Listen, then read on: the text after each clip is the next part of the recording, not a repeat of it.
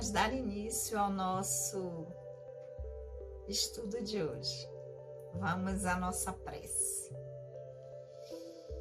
Querido e amado Senhor Jesus, mais uma vez, em pensamentos, nos reunimos em Teu nome. Abençoa, querido Senhor, os nossos propósitos de aprendizado. Que o Teu amor possa sempre encontrar eco em nossos corações. Que assim seja.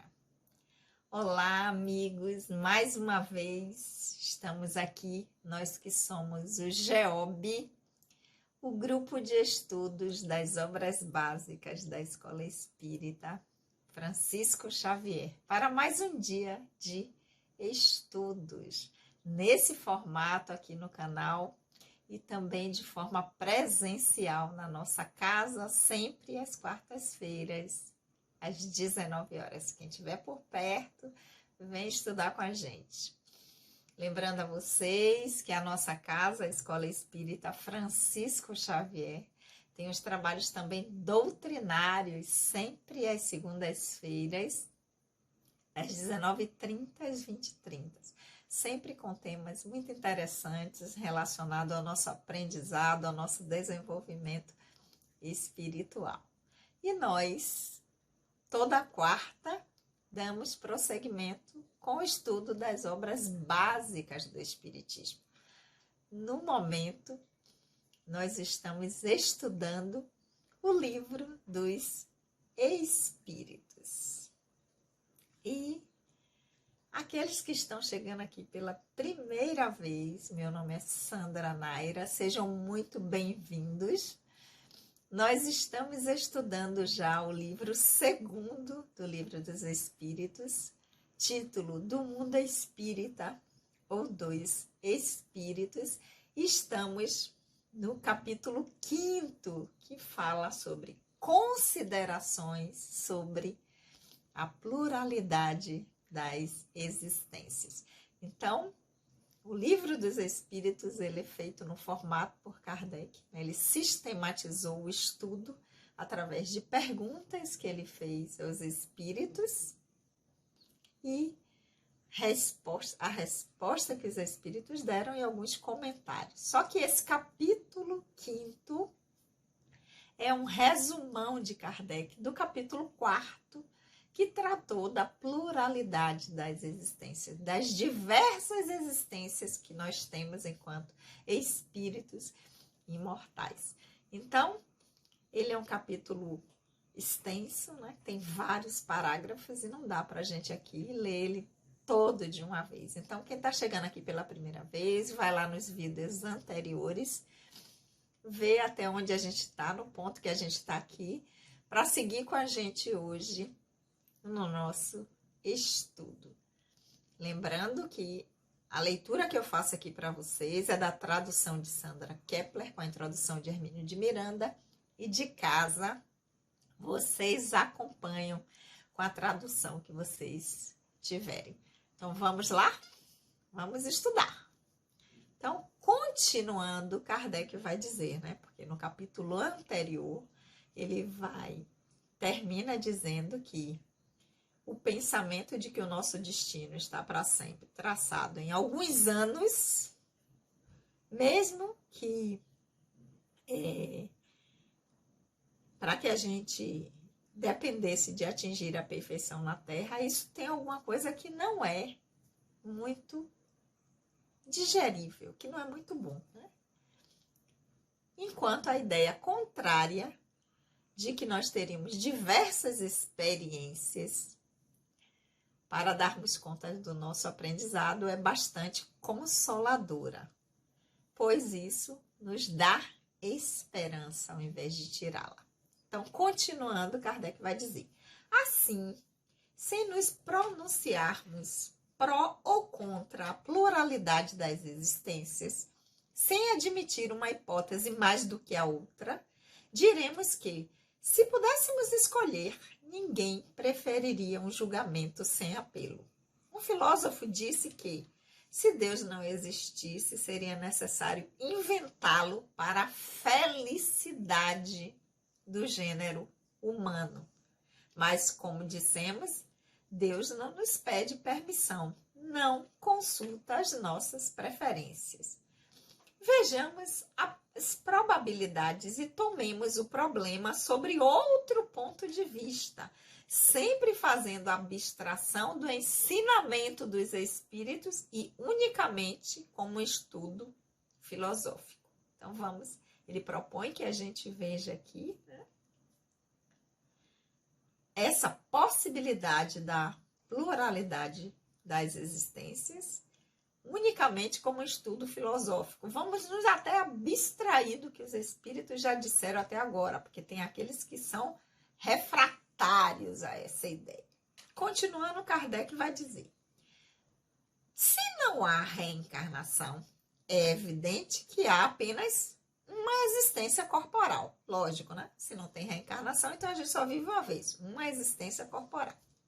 Se nossa existência corporal atual é a única, a alma de cada criatura foi criada por ocasião de seu nascimento, a menos que se admita a anterioridade da alma. Mas, neste caso, perguntaríamos: o que era a alma antes do nascimento?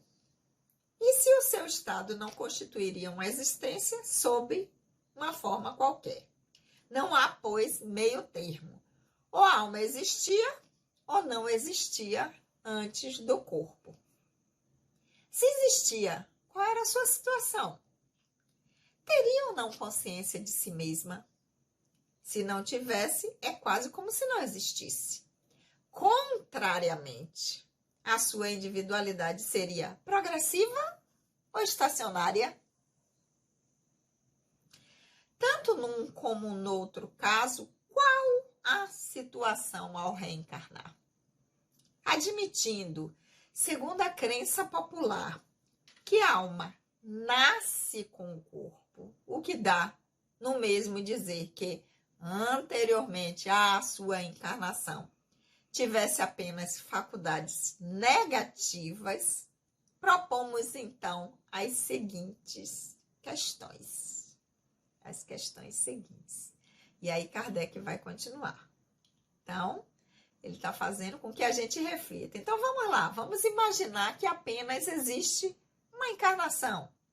Se existe uma só, então antes dessa não teria nada, né? Não teria consciência. Pois ele vai dizer: não, mas nesse caso se admite a anterioridade da alma. Ele diz ou uma coisa ou outra. Não tem meio termo. Ou a alma existe ou não existe antes do corpo. Se a gente admitir que existia, ele pergunta: que situação teria essa alma? Tinha consciência de si? Não tinha consciência de si? Aí ele diz: bom, se a gente admitir que não tem consciência de si, é a mesma coisa que não existir. Contrariamente, né?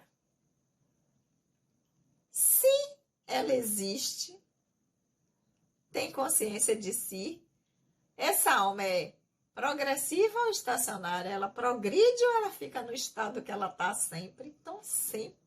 Várias questões que ele traz para a reflexão dessa possibilidade, porque nós estamos, ele diz assim, vamos analisar todas as possibilidades para que no final possamos concluir qual seria a mais lógica, qual seria aquela que nos daria conforto e esperança ao invés de desespero ou de achar, pô, não, agora acabou. Então ele vai dizer, ou num caso ou no outro, qual seria a situação da alma ao reencarnar? Aí ele vai dizer, vamos admitir que segundo a crença popular, né, que não existe isso de que a alma existia antes, que a alma vai nascer com o corpo. Então, assim, quando a gente nasce, a alma é formada, ela não existia antes. Ou teriam apenas faculdades negativas. Aí ele vai dizer, vamos propor algumas questões para reflexão se a gente admitir que essa crença popular de que a alma nasce junto com o corpo fosse verdadeira. Vamos ver quais são as questões que Kardec propõe aqui. Primeiro, por que a alma revela aptidões tão diversas e independentes das ideias adquiridas pela educação? Já que, né, ela começa junto com o corpo, como é que determinadas pessoas apresentam aptidões, talentos, habilidades tão diversas e tão diferentes daquela educação que ela teve? Ou seja, ela não foi ensinada de nenhuma maneira aquelas coisas em que ela mostra uma competência, uma habilidade para fazer. Primeira pergunta dele, como é que se resolve isso? Por que essa alma tem esses talentos se ela não foi nessa encarnação educada nem ensinada para isso? Primeiro questionamento.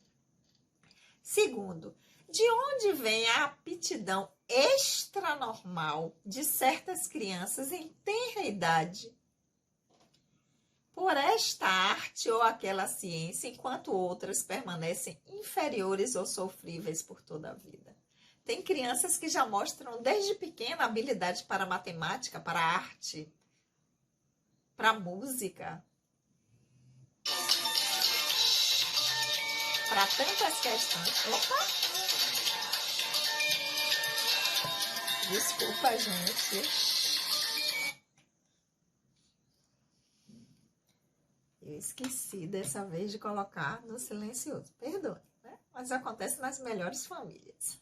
Mas vamos lá. Kardec vai dizer: e essas crianças que já mostram desde pequena um diferencial, como se elas tivessem um dom, um talento para determinados campos, para a arte, para a ciência? Como é se a alma é criada junto com o corpo? De onde vem isso? Como é que se explica isso? Segunda questão. Terceira, de onde vêm para alguns as ideias inatas ou intuitivas que não existem para outros? Aquelas pessoas que têm um determinado saber, que dizem coisas, que têm intuitivamente resolução para determinadas questões, resposta, que se dizem: como é que você sabe disso? Não sei, só sei que sei, né? Sua Suna, não sei, só sei que era assim. Então, essas pessoas que têm essas ideias intuitivas, que conseguem isso, de onde vem isso? Terceiro questionamento de Kardec. Quarto, de onde vem para certas crianças impulsos precoces para os vícios ou para as virtudes? Esses sentimentos inatos de dignidade ou de baixeza que contrastam com o meio no qual nasceram.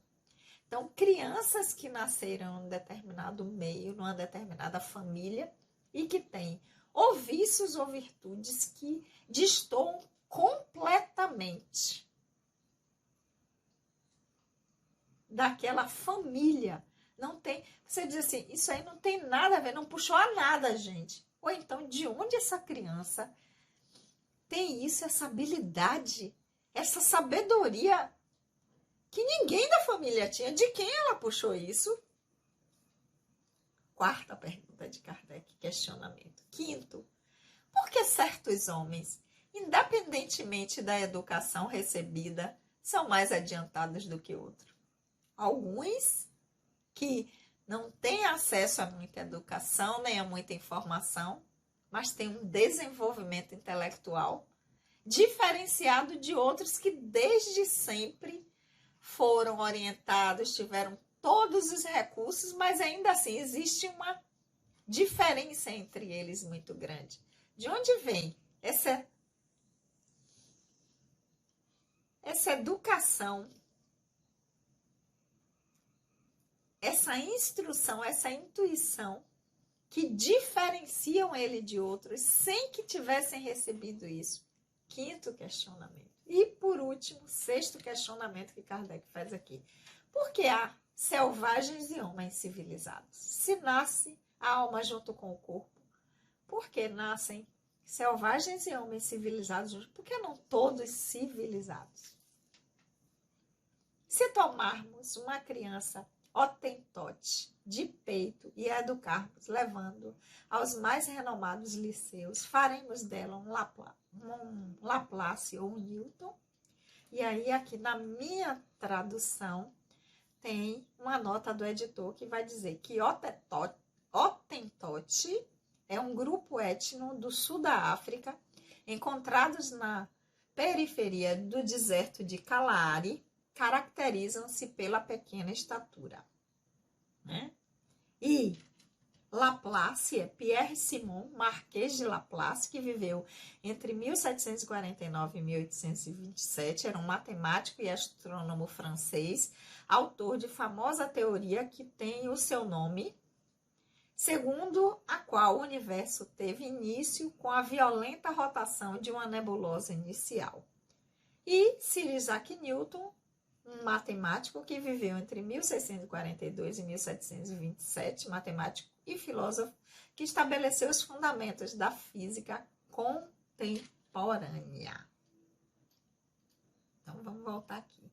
Então, é dizer, pegar alguém simples de um lugar, né, de uma determinada tribo, se levar ela nos mais renomados centros de educação, só por isso fará dela um gênio como Newton ou como Laplace, que foram homens notadamente que se destacaram pela sua inteligência. Só o fato de colocar uma pessoa simples nas melhores escolas vai torná-las gênios? Outro questionamento de Kardec, né? Então, ele prossegue e dizemos: perguntamos qual é a filosofia ou a teosofia que pode resolver esses problemas. Ele vai dizer, quem pode explicar todos esses questionamentos que ele fez, né? Quem? Aí ele prossegue. Ou as almas são ou não iguais ao nascerem, quanto a isso, não há dúvida.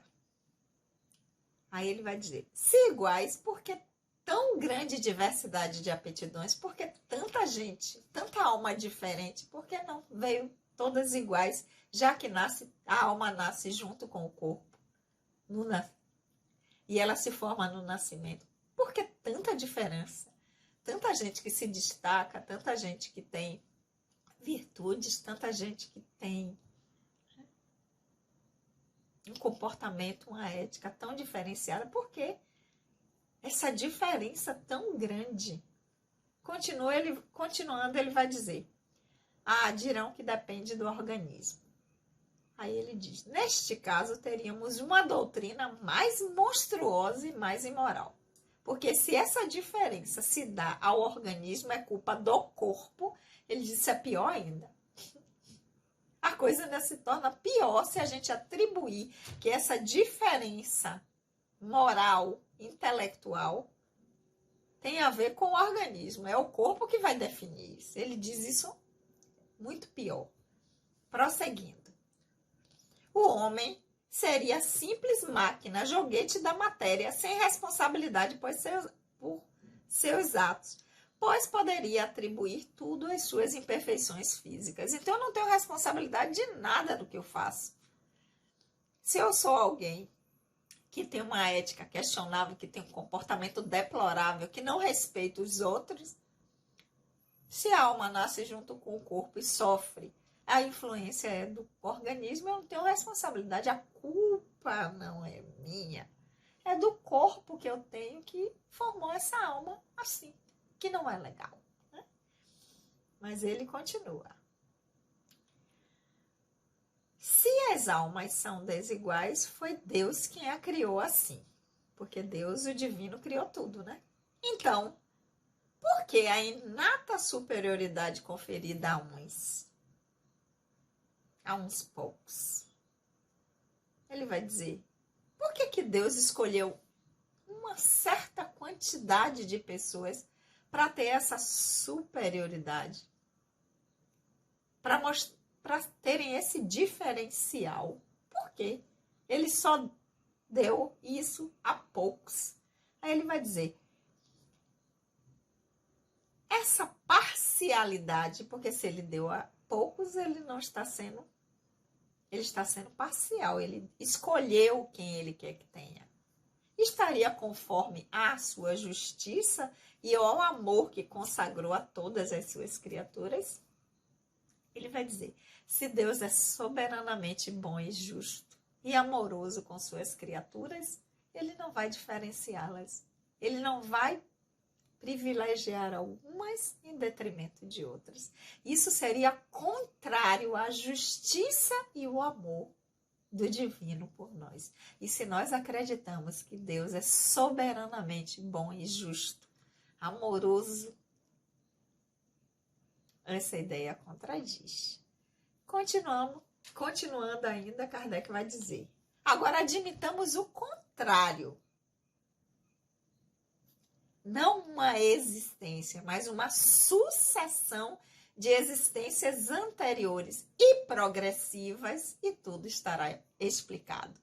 Se a gente pensar o contrário disso, que a alma não nasce junto com o corpo, se a gente pensar que nós tivemos diversas experiências anteriores, e isso explica porque aquele que já está numa condição melhor é porque ele já viveu, teve mais experiências, aproveitou bem essas experiências e conseguiu conquistar esse lugar que ele está. Ele diz, aí tudo fica explicado.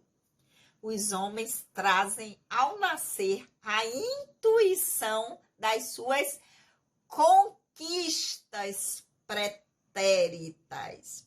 São mais ou menos adiantados segundo o número de existências que tenham percorrido ou conforme o grau de distanciamento do ponto de partida. Ou seja, ele vai estar mais adiantado quanto mais tempo ele foi criado. Aqueles que foram criados depois ainda tem um caminho a percorrer. Então, aí não tem injustiça nenhuma, porque eles também terão esse tempo para se melhorarem. Continuando, Kardec vai dizer, como é uma reunião de indivíduos de todas as idades, na qual cada um terá um desenvolvimento proporcional ao número de anos vividos. As existências sucessivas serão para a vida da alma o que os anos são para a vida do corpo. Reúnam 1000 indivíduos de 1 a 80 anos, lançando-se um véu sobre todos os dias precedentes e acreditando-se, pois, terem nascido todos no mesmo dia. Perguntar-se-ia naturalmente por que uns seriam grandes e outros pequenos, outros velhos ou jovens, uns instruídos e outros ainda ignorantes. Mas, se a nuvem que oculta o passado for afastada, compreender-se-á que todos viveram por mais ou menos tempo, e então tudo será explicado. Aquele que viveu mais tempo teve mais oportunidade, teve mais experiências, né? Então tudo fica entendido, a gente consegue entender. Aí ele vai dizer, Deus na sua justiça não poderia criar almas mais perfeitas e outras menos perfeitas, porque ele estaria sendo seletivo, ele estaria escolhendo, elegendo. E Deus não faz isso. Com a pluralidade das existências, a desigualdade que vemos não tem nada contrário à mais rigorosa equidade, porque só vemos o presente e não o passado. Este raciocínio repousa sobre um sistema, uma simples suposição? Não. Partimos de um fato patente, incontestável, a desigualdade das aptidões e do desenvolvimento intelectual e moral. Então, por que alguns têm um desenvolvimento intelectual, têm aptidões, têm habilidades e outros não? Porque aqueles que a têm já conquistaram em existências anteriores. Não foi presente de Deus. Não foi porque eles foram escolhidos por Deus. Não. é porque eles foram criados antes, então tem mais tempo, tiveram mais experiências, e aqueles outros também terão no seu tempo o direito de conquistar essas mesmas aptidões, essas mesmas habilidades, tanto para o seu desenvolvimento intelectual quanto o seu desenvolvimento moral, através das escolhas que fará. Então, Kardec finaliza esse parágrafo dizendo: só esse fato torna-se inexplicável por todas as teorias correntes, enquanto que a explicação é simples, natural e lógica por uma nova teoria. Então, ele vai dizer, só por isso, por essa diferença de aptidões, todas essas teorias que dizem que a alma que só tem uma existência, unicidade não pluralidade, que a alma é criada junto com o corpo, todas elas se tornam inexplicáveis, enquanto que a explicação natural e lógica é a nova teoria, que seria a da pluralidade das existências. Então, seria racional, ele vai perguntar, preferir uma explicação, uma teoria que não explica nada, que deixa todas essas lacunas que ele vem trazendo até aqui, nessas considerações acerca da pluralidade das existências, do que uma teoria que traz todos esses argumentos de forma lógica e racional? Então, Kardec diz, qual é mais racional? E hoje nós vamos ficar aqui para a nossa reflexão. O que é melhor? Que faz mais sentido para nós? A pluralidade ou a unicidade das existências? Diversas experiências, diversas vidas, para que nós possamos conquistar o nosso desenvolvimento intelectual e moral, ou uma única? E se a gente foi agraciado e já está bem, tudo bem. Mas e se não? Então, qual é o mais lógico? Nós vamos ficar aqui e vamos ter toda essa semana até a próxima quarta-feira, porque o nosso estudo é sempre às quartas-feiras, às 19 horas, para refletirmos e podermos continuar, porque ainda não terminou, falta muito ainda para terminar esse capítulo em que Kardec está fazendo essas considerações para que a gente possa entender muito bem. E eu tenho uma certeza que quando nós chegarmos ao final desse capítulo 5º, nós não vamos apenas dizer assim, tá tudo bem, é uma lei, então reencarnação existe porque é uma lei. Não. Reencarnação existe porque eu entendo para que ela existe. E nós vamos chegar lá, mas ainda falta muito para chegar lá no final. Então, quarta-feira que vem, às 19 horas, aqui no canal e de forma presencial lá na nossa casa. Esperamos vocês para estudar com a gente. Ok? Então, nós vamos ficar por aqui hoje. Lembra, segunda-feira, das 19h30 às 20h30, reunião doutrinária. E o mês de agosto que começou ontem, terça-feira, dia 1º, hoje é 2 de agosto, quarta-feira. A próxima segunda, dia 7, começam as comemorações do mês de aniversário da nossa casa, porque no dia 10 de agosto a nossa casa faz 113 aninhos de existência. Então, quem estiver passando por perto, vem comemorar com a gente toda segunda-feira do mês de agosto, comemoração dos 113 anos da Escola Espírita Francisco Xavier. Então,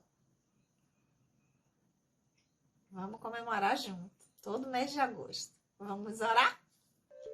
Querido amigo, amado Senhor Jesus, nós te agradecemos por esses momentos de reflexão. Que o teu amor, querido Senhor, possa sempre encontrar eco em nossos corações. Beijo no coração de todos e até a semana que